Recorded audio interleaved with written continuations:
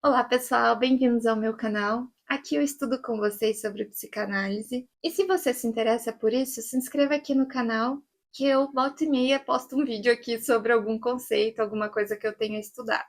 E para hoje eu pensei em estudar com vocês sobre um conceito fundamental, que basicamente estudar esse conceito é estudar a história da psicanálise, que é o inconsciente. Então vamos juntos estudar o inconsciente e os efeitos que ele pode ter em nossa vida? Vamos entender um pouco isso?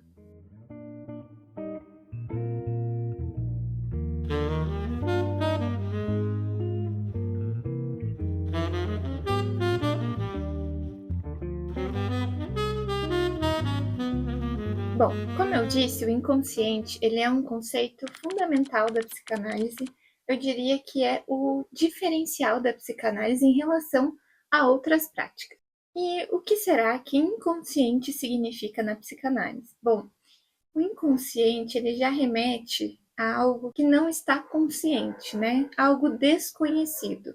O que quer dizer quando chega um analisante e a gente está ali pressupondo que existe um inconsciente naquele sujeito? Isso quer dizer que a gente está pressupondo que o sujeito não sabe tudo sobre ele mesmo, que existem desejos, lembranças que acabam ficando ocultas para ele mesmo, mas que vai influenciar na vida dele, nas relações, nos comportamentos do dia a dia.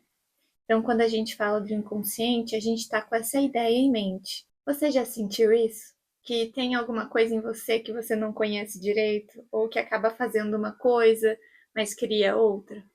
Aí a gente já vai ter um dado, né? Umas pistas do inconsciente. Enfim, vou continuar por aqui. O conceito de inconsciente ele foi sendo construído pelo Freud de acordo com o que ele foi avançando na clínica e na teoria.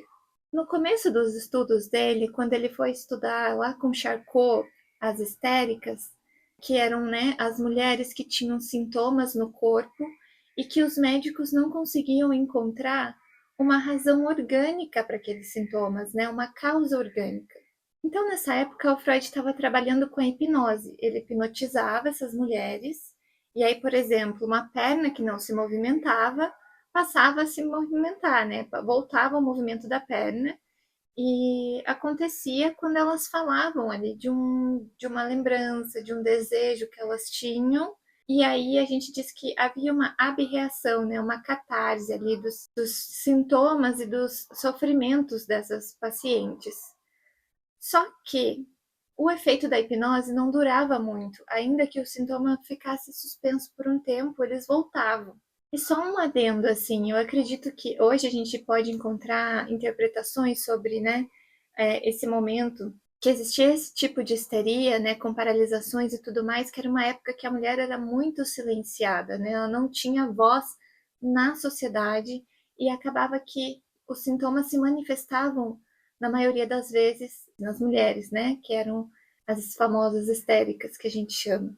Mas então, como a hipnose não estava dando um resultado duradouro, o Freud começou a considerar que existiam obstáculos, né, que faziam com que as pessoas não acessassem essas lembranças que elas acessavam quando estavam hipnotizadas.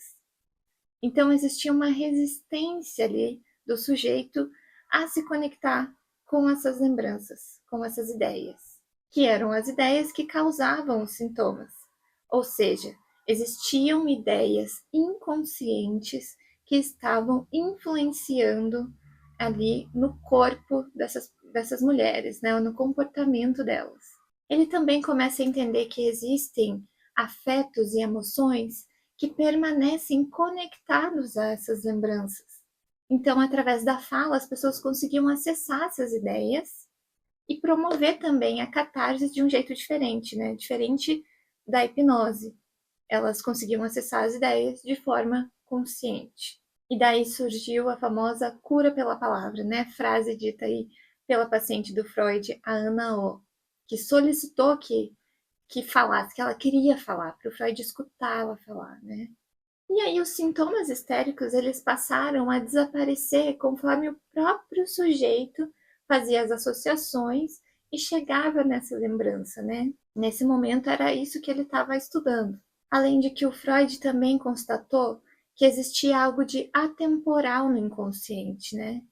De que não importava se aquele trauma tinha acontecido há poucos dias ou há muito tempo atrás. As lembranças e os afetos ainda continuavam presentes. E ele ainda elabora, né, essa questão do trauma, que ele vai falar que o trauma ele tem mais a ver com a interpretação que o sujeito faz a posteriori, ou seja, aconteceu alguma coisa e a interpretação que se dá depois aquilo que aconteceu é que vai caracterizar também o trauma. E considerando que o sujeito faz uma interpretação das lembranças, o Freud também vai entender que existe uma divisão ali dentro do próprio sujeito entre o que ele inconscientemente quer e conscientemente não quer. Então, um conflito ali de ideias. Então, por exemplo, uma ideia que eu tenho que conscientemente eu não quero saber dela, ou quero negar, ou quero ignorar, eu recalco, né? Eu mando para o inconsciente. E aí fica esse conflito. E daí vem a primeira tópica do Freud, que é a primeira organização ali da dinâmica psíquica que ele traz, né? Que seria a divisão entre consciente, pré-consciente e inconsciente, tendo ali uma barreira entre o consciente e o inconsciente. Então, ele diz que a gente não acessaria o inconsciente de forma pura, né? Precisaria que essas ideias fossem também ali para o pré-consciente e a consciência alcançar a pré-consciência para que se tivesse acesso a alguma coisa do inconsciente. Então, para essa primeira tópica, né, do Freud, a gente pode dizer que o inconsciente era o lugar do que foi recalcado. Então, veja, não é o que foi esquecido, foi recalcado, está lá, mas inconsciente. E aí, nos 3 ensaios sobre a teoria da sexualidade, né, o texto do Freud, ele começa a avançar no conceito de pulsão, ou seja, isso que impulsiona o sujeito à satisfação. Então, existe um conflito ali entre um desejo que ficou inconsciente, mas que continua buscando satisfação e que pode encontrar essa satisfação num sintoma, por exemplo. Esse desejo também vai poder encontrar satisfação por meio de um sonho ou das fantasias, né? Sempre de forma deformada, ele não vai aparecer puro por causa justamente desse obstáculo, dessa resistência que o Freud foi percebendo conforme ele foi atendendo as pessoas. Com o avanço do Freud em relação à elaboração da teoria e nos conceitos de repetição, de pulsão de morte, ele elaborou então a segunda tópica, que seria a segunda organização ali da dinâmica psíquica que ele reorganizou ali. Então ele vai colocar que em nosso psiquismo vai existir o isso, o eu e o supereu. O eu sendo o senhor da consciência e do corpo, né, bem relacionado ao narcisismo. O isso, que seria ali o inconsciente, né, o reservatório das pulsões. E o supereu, que vai exigir do sujeito um comportamento ideal. Então, nessa segunda tópica, o inconsciente vai operar no sujeito para além do eu. Bom, então as ideias que são expulsas da consciência, elas não vão ser esquecidas nem eliminadas, mas vão ficar às margens ali da consciência, que seria ali o campo do inconsciente, sendo o recalque, a defesa, o responsável por essa margem associativa. Como existe essa cadeia associativa à parte, a gente consegue acessar ela pelo fio lógico de associação, ou seja, por isso que a gente utiliza a associação livre e a gente pede, né, para os pacientes, para os analisantes, falarem, mesmo que pareça estranho, mesmo que sintam vergonha, para falar o que vier na cabeça. Mas essa associação de ideias, ela não quer dizer que ela vai acontecer sem resistência. A resistência vai estar presente. Porque o eu, ele vai se defender do retorno do recalcado, que a gente chama, do retorno dessa ideia que está lá no inconsciente, o eu se defende dela. Por quê? Porque ele já mandou para lá porque ele não queria saber dela, né? Então, para que ela quer voltar? Ele fica em conflito. Só que aquela ideia que está inconsciente, ela insiste em buscar uma satisfação também. Então, o eu se defendendo dessa ideia inconsciente é o que vai causar o conflito, as resistências. E aí a gente vai vendo que na análise, acaba se tornando mais sobre a gente lidar com a resistência, ouvir as resistências, do que ir em busca do conteúdo recalcado em si.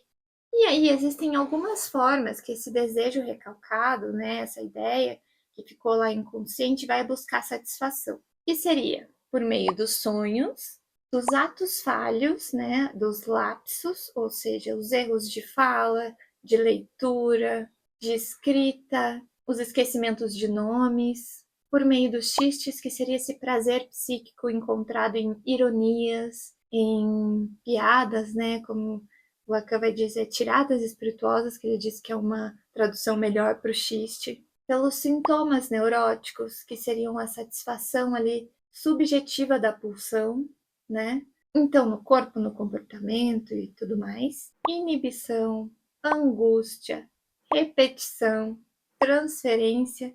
Então, vai ter muitos modos desses desejos inconscientes se manifestarem no dia a dia, na nossa vida, mas sempre deformado, disfarçado, por causa da resistência.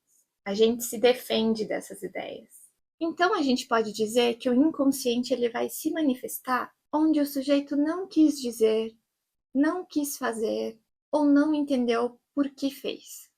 O inconsciente como a parte que nós gostaríamos de ignorar sobre nós mesmos, mas que insiste em existir dentro de nós. Em uma análise, é isso que a gente vai ouvir. A forma que os sujeitos e nós mesmos, na nossa análise, nos relacionamos com essas ideias, com esses desejos inconscientes. É isso que está em jogo na análise. A forma como a gente lida com os nossos conflitos. Então, acho que é isso por hoje.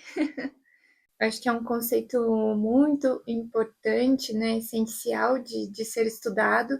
Aqui eu dei uma pincelada, né, surgiram alguns outros conceitos no meio, mas que eu acabei não entrando para não perder muito a ideia aqui do vídeo, né, mas que fazem parte de tudo isso. Então, é um conceito que engloba várias coisas, né, e espero que eu possa ter ajudado vocês a estudar esse tema. Me falem aqui nos comentários o que vocês pensam, o que vocês gostariam de saber. E se você quiser me apoiar aqui, por favor, se inscreva no canal que me ajuda muito, tá bom? Então, um beijo, até o próximo vídeo.